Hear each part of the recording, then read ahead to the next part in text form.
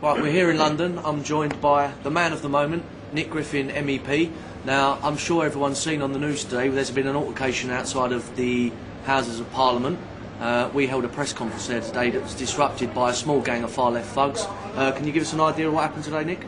Yes, Paul, we were there just starting the press conference. I just laid into the press over various of their lies. The Express to say today, for instance, saying we don't allow Jewish people to join. We're pointing out we have a Jewish council group leader, and so on. So I was going through press lie after press lie when all of a sudden there was shouting from behind us. We were attacked from behind by, I guess, about 80 UAF thugs.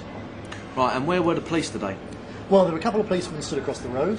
There's police uniforms and plain clothes all over that area because that's the place that's always used for interviews. It's very well secured, and the police simply stood and watched and turned away.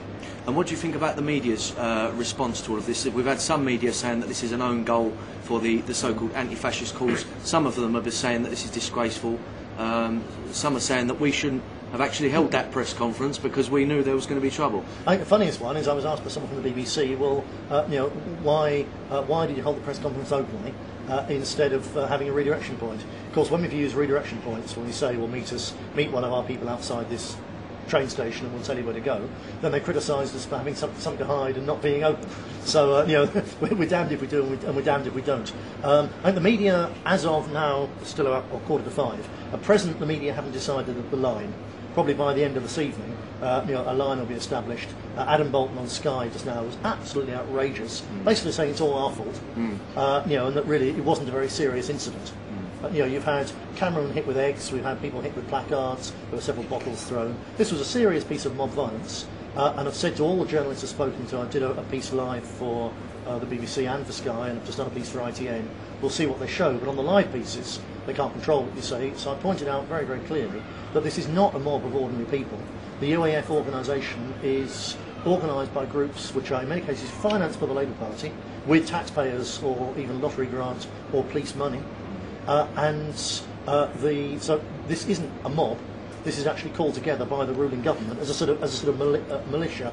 And further to that, I pointed out, I've challenged David Cameron in particular. He's signed up to support that mob and its aims. Is David Cameron by tomorrow morning still going to be signed up to supporting a group which uses mob violence for its political ends? And this is not the first occasion. It's not the first occasion they've used violence of this sort. It's not the first. We see it in Manchester. We saw it in Manchester the other day. We've seen it during the campaign. There's a long track record of this. We pointed this out to Cameron and to the other to MPs from all the three old parties who have signed up to this. We pointed it out and they've ignored it. I think they may now start to find it hard to ignore. This is a serious, sustained campaign of violence organised and carried out by a group which is funded and officially backed by the whole British political establishment.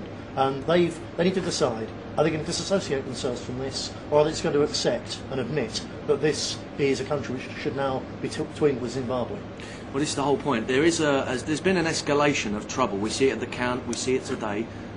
Is this all part and parcel of the BNP moving up a level in British politics? We're represented on every rung of the political ladder, every tier of government, except Parliament now. Yep. We've got the county, local government, county councils, the European Parliament. We're finally getting there. Regional government, the GLA.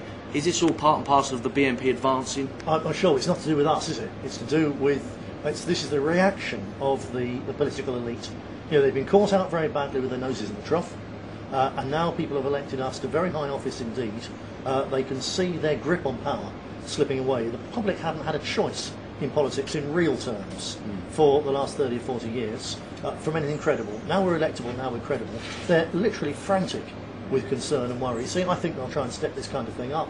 The question, of course, is how will the public perceive it? The initial reactions, even as you said from some journalists, was this is an absolute outrage, which of course it is. Yeah, everyone's saying that you're an elected politician, you've got a right to free speech to get your point across. The entire media smear campaign against the British National Party, do you think, in a roundabout way, that's the biggest compliment, and all this violence, the biggest compliment they could pay us, that we are moving up to another level. We are becoming mainstream. They wouldn't really bother with us if we were still an irrelevant small party. Indeed, it's not just the media. You know, the Sun telling lies about where we stand on the Gurkhas, the Express repeating the same thing and saying that we don't have Jewish people as members. So it's not just the media, the print media, it's the broadcast media as well. Of course, it's the churches, it's all the political parties, it's the entire British political establishment against the outsiders, against the challengers, against the alternative. Absolutely. Well, thanks, Nick Griffin, for joining us. And is there any more press conferences this week? Well, we've got one booked in Manchester on Wednesday. Obviously, we'll have to see how that goes. I hope that the Manchester police, who are also conspicuous by their absence outside the count and were frankly pathetic, I hope that they will now take things seriously. Not just a matter of hoping. We're going to be approaching the police now on a legal footing, saying that they have an absolute duty to maintain order. You know, the public order problem created by the thugs from the Labour Party is not our problem. It's a police problem. It's not for us to deal with. It's for them to deal with. And if they won't deal with it, then we will take court action against the police. Absolutely. Well, thanks for joining us. Thank you very much.